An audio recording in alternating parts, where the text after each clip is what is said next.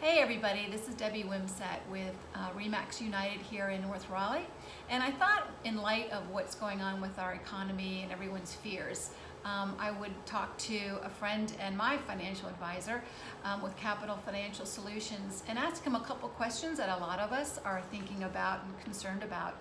So with that in mind, let's go and ask Andrew a couple questions here. And if you have any questions after this, I'm sure he would be more than happy to help you guys out, and he'll leave his information when we end the interview here. So Andrew, with the dip in the market due to the coronavirus that we all are experiencing here, my first question is, what would be the number one piece of advice you would give to people with 401ks and retirement funds that depend on the health of the market? Yeah, great question. So the biggest thing I tell people right now is to be patient. Because again, this dip that we see, or the sell-off or fluctuation that people call it, is not going to last forever.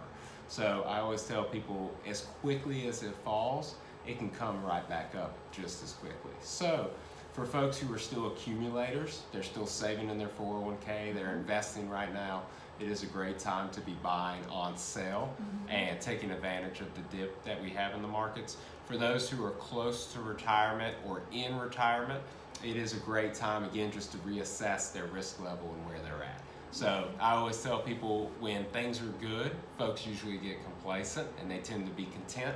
But it's generally during crises and times like this when it's a great time to pop the hood, so to speak, to get a good idea and make sure that their goals can still be met, their income can still be met.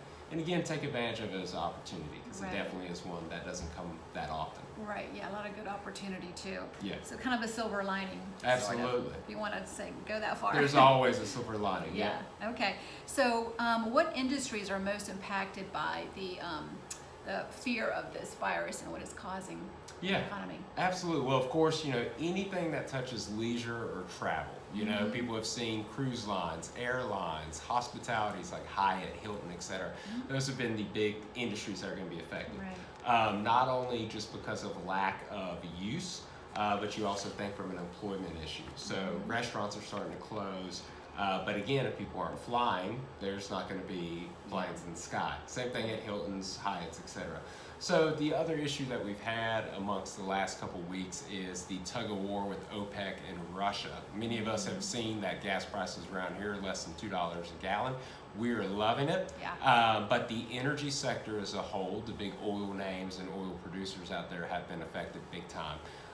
The big concern with that, again, is can these companies continue to make their margins, their profits, with oil prices as low? So energy, similar to what we had in 2015, has been beat up, and I think it has a lot of headwinds against it moving forward. Yep. Okay.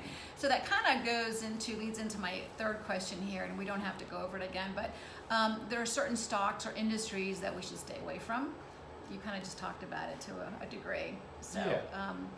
All right, can you share how the market responded or rebounded in the past and what we're experiencing today? Yeah, I'm sure there's history we can always look back at and see that it's not all doom and gloom, right? Exactly right. Yeah. Again, things will rebound. Like I mentioned, right now is temporary. And going all the way back over the last 100 years, there have been periods, usually about every 1 out of 5 years, where we've seen the market go down or fluctuate in value more than 20%.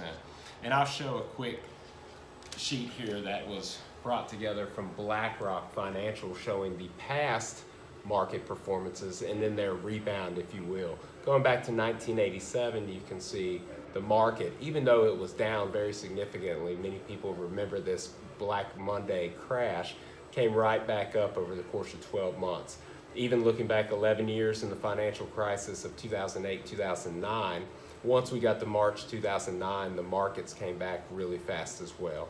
So again, the philosophy and the prescription that we give to clients right now is just to hold tight and be patient.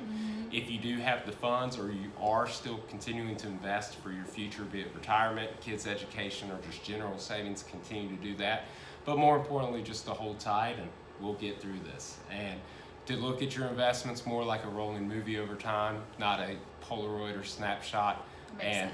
Other than that, turn off the news, don't open statements, get advice when you need it, and focus on the more important things in life. That sounds like good advice to me. And if you want to talk to Andrew, Andrew Rose with Capital Financial Solutions, feel free to reach out with him, reach out to him.